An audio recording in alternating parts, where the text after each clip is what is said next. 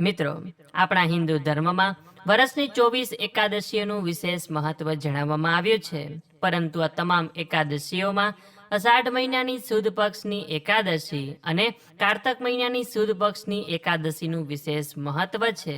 કેમ કે અષાઢ મહિનાની સુદ પક્ષની એકાદશી કે જે દેવશયની એકાદશી, હરિશયની એકાદશી કે પછી પદ્મા એકાદશીના નામથી ઓળખવામાં આવે છે, કે જે દિવસથી ચાતુર્માસનો પ્રારંભ થાય છે. એટલે કે આ એકાદશીથી ભગવાન શ્રી વિષ્ણુ 4 મહિના માટે યોગ નિંદ્રામાં પોઢે છે અને 4 મહિના પૂર્ણ થતા એટલે કે કારતક મહિનાની સુદ પક્ષની એકાદશી કે જેને દેવઉઠી એકાદશીના નામથી ઓળખવામાં આવે છે, તે દિવસે ભગવાન શ્રી વિષ્ણુ 4 મહિના માટે જે યોગ નિંદ્રામાં હતા તે હવે જાગૃત અવસ્થામાં આવે છે અને સંસારની દોરી પોતાના હાથમાં લે છે. એટલા માટે આ બંને એકાદશીનું વિશેષ મહત્વ બતાવવામાં આવ્યું છે. પુરાણોમાં વર્ણન મળે છે કે દેવશયની એકાદશીના દિવસે ભગવાન શ્રી હરિ ક્ષીરસાગરમાં શેષનાગની શૈયા પર યોગ નિંદ્રામાં વિરાજમાન થાય છે. ત્યારબાદ 4 મહિના સુધી દેવતાઓ પણ વિશેષ આરામ અવસ્થામાં રહે છે. તેથી આ સમય દરમિયાન લગ્ન, ગૃહપ્રવેશ, નવા શુભ માંગલિક કાર્યો કે પછી કોઈ પણ પ્રકારનો હવન હોય તે આ દિવસો દરમિયાન કરવામાં આવતા નથી. દેવશયની એકાદશીનું સૌથી મોટું મહત્વ એ જ છે કે આ દિવસે કરવામાં આવેલી ભગવાન શ્રી વિષ્ણુની ભક્તિ, જપ, તપ, દાન અને ઉપવાસનું પુણ્ય અનેક ગણું વધીને મળે છે. શાસ્ત્રોમાં તો કહેવામાં આવ્યું છે કે જે ભક્ત આ દિવસે શ્રદ્ધાપૂર્વક ઉપવાસ કરીને ભગવાનનું પૂજન કરે છે તેના જન્મો જન્મના પાપો ધીમે ધીમે નષ્ટ થવા લાગે છે. દેવશયની એકાદશીના દિવસે કરવામાં આવેલું દાન પણ અત્યંત પુણ્યદાયી ગણવામાં આવે છે. અન્નદાન, જળદાન, ગૌસેવા, ગરીબોને વસ્ત્રદાન, બ્રાહ્મણોને ભોજન અથવા ગરીબ જરૂરિયાતમંદ લોકોની સેવા કરવાથી ભગવાન શ્રી હરિ વિષ્ણુ ખૂબ જ પ્રસન્ન થાય છે. શાસ્ત્રો અનુસાર આ એકાદશીનું વ્રત કોઈ વર્ગ કે ઉંમરના લોકો માટે મર્યાદિત નથી. ભગવાન શ્રી હરિ પ્રત્યે શ્રદ્ધા ધરાવનાર દરેક ભક્ત આ એકાદશીનું વ્રત કરી શકે છે. કહેવાય છે કે જે દંપતી સુખી દાંપત્ય જીવનની કામના રાખતા હોય, કોઈને સંતાન સુખની ઈચ્છા હોય તો વળી કોઈને મોક્ષની ઈચ્છા હોય તો તે લોકો માટે આ એકાદશીનું વ્રત ઉત્તમ ગણવામાં આવ્યું છે. તથા આ દેવશયની એકાદશીના દિવસથી ચાતુર્માસનો પણ પવિત્ર પ્રારંભ થાય છે. ચાતુર્માસ એટલે કે 4 મહિનાનો પવિત્ર સમયગાળો.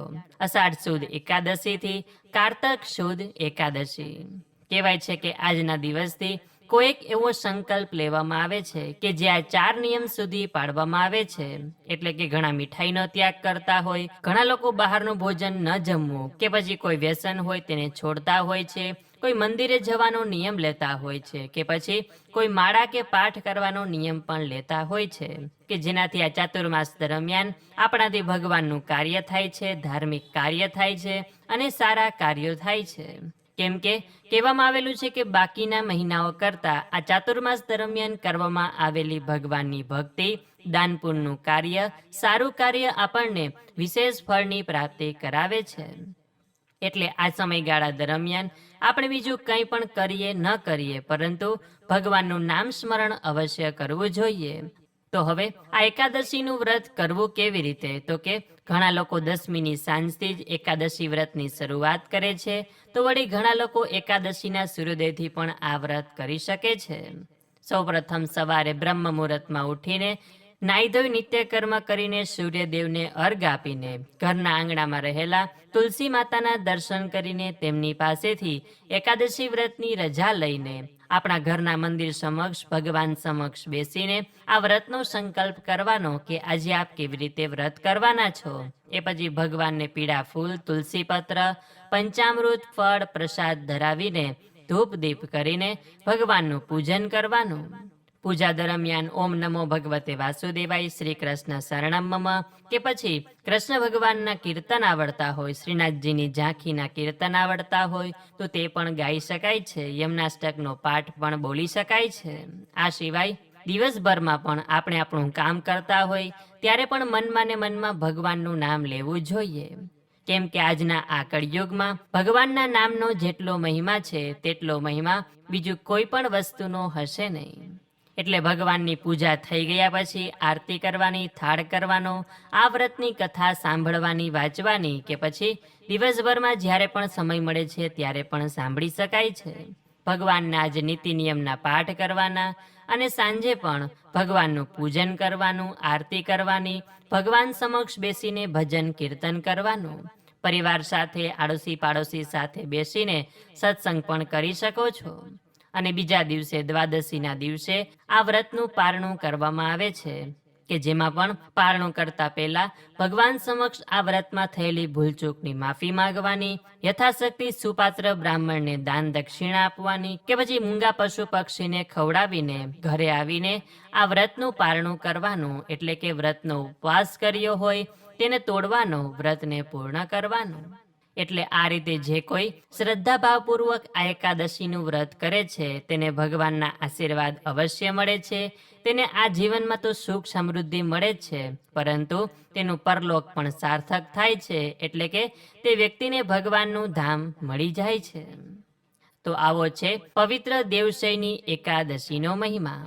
હવે આપણે આ દેવશયની એકાદશી વ્રતની કથા સાંભળીએ કે જેના વગર આ વ્રત અધૂરું ગણાય છે. તો બોલીએ શ્રી વિષ્ણુ ભગવાન કી જય, એકાદશી માત કી જય, શ્રી કૃષ્ણ ભગવાન કી જય. અતઃ અષાઢ સુધી પદ્મા એકાદશી વ્રત કથા. યુધિષ્ઠિરે પૂછ્યું કે હે કેશવ, અષાઢ સુધી એકાદશીનું શું નામ છે, તેના કયા દેવ છે, તેના વ્રતનો કેવો પ્રકાર છે તે કહો. આ આશ્ચર્યકારિણી કથા બ્રહ્માએ નારદને કહેલી છે. બ્રહ્માજીએ કહ્યું કે હે મુનિ શ્રેષ્ઠ નારદ, આ એકાદશીથી બીજું કોઈ વધારે પવિત્ર નથી. કષ્ટ વેઠીને પણ અષાઢ સુદ એકાદશીનું વ્રત પ્રયત્નપૂર્વક કરવું જોઈએ. અષાઢ સુદ એકાદશી પદ્મા નામથી પ્રસિદ્ધ છે. તેનું વ્રત નારાયણ ભગવાનની પ્રાપ્તિ માટે કરવું જોઈએ. માંધાતા નામે સૂર્યવંશી રાજા હતા. તે સત્ય પ્રતિજ્ઞાવાળા અને પ્રતાપી હતા. તે ધર્મથી પ્રજાનું પાલન કરતા હતા. તેની પ્રજા ધન ધાન્યથી સમૃદ્ધ હતી. પછી કોઈ એક વખત પાપ કર્મ ફળ ભોગવવાનો વખત આવ્યો. ત્યારે રાજ્યમાં પણ વર્ષો સુધી વૃષ્ટિ થઈ નહીં. તેથી પ્રજા ભૂખે મરવા લાગી. પ્રજા સાથે મળી રાજા પાસે આવી કહેવા લાગી કે મેઘરૂપી નારાયણ જ વૃષ્ટિ કરે છે, માટે સગડાને સુખ થાય તેવો કોઈ ઉપાય કરો. રાજા બોલ્યો કે તમારી વાત સત્ય છે. અન્ન બ્રહ્મમય છે. સઘળા પ્રાણીઓ અન્નથી તૃપ્ત થાય છે. આમ પ્રજાના હિત માટે માંધાતા રાજા ઘોર વનમાં જઈ મુનિઓના આશ્રમમાં ફરવા લાગ્યો. ત્યાં બ્રહ્માના પુત્ર અંગિરા ઋષિના દૂરથી દર્શન થવાથી રાજા ઘોડા પરથી ઉતરી હાથ જોડી વિનયથી ઊભો રહ્યો. તેને જોઈ મુનિએ આશીર્વાદ આપ્યા અને રાજાને કુશળ સમાચાર પૂછ્યા. ત્યારે રાજા પણ પોતાને આવવાનું કારણ મુનિરાજને કહેવા લાગ્યો. રાજાએ કહ્યું કે હે ભગવાન, હું ધર્મથી પૃથ્વીનું પાલન કરું છું, છતાં પણ મારા દેશમાં વૃષ્ટિ થતી નથી. તો પ્રજાના યોગક્ષેમનો ઉપાય બતાવો. ઋષિએ કહ્યું કે હે રાજન, આ સતયુગમાં ધર્મ 4 પગવાળો છે. આ યુગમાં બ્રાહ્મણને તપ કરવાનો અધિકાર છે, છતાં અન્ય કોઈ તપ કરે છે, માટે વૃષ્ટિ થતી નથી. રાજા કહે તો પણ વ્રત કહો કે જે કરવાથી ઉપદ્રવ શાંત થાય. ઋષિએ કહ્યું કે રાજન, અષાઢ માસના શુક્લ પક્ષની પદ્મા એકાદશીનું વ્રત કરો. આ એકાદશી સર્વસિદ્ધિ આપનારી છે અને સર્વે ઉપદ્રવનો નાશ કરનારી છે. માટે તમારી સઘળી પ્રજા સહિત વ્રત કરો. અને પછી જ્યારે અષાઢ માસ આવ્યો ત્યારે રાજાએ સઘળી પ્રજાની સાથે આ પદ્મા એકાદશીનું વ્રત કર્યું. તેથી તેના દેશમાં વૃષ્ટિ થઈ અને પૃથ્વી જળમય થઈ. સારી રીતે અનાજ પાક્યું અને એવી રીતે વિષ્ણુ ભગવાનની કૃપાથી સઘળી પ્રજા સુખી થઈ. આ કથાના પાઠથી અથવા સાંભળવાથી સઘળા પાપો દૂર થાય છે. એવી રીતે બ્રહ્માંડ પુરાણમાં અષાઢ માસના શુક્લ પક્ષની પદ્મા નામની એકાદશીનું મહાત્મય કહેલું છે.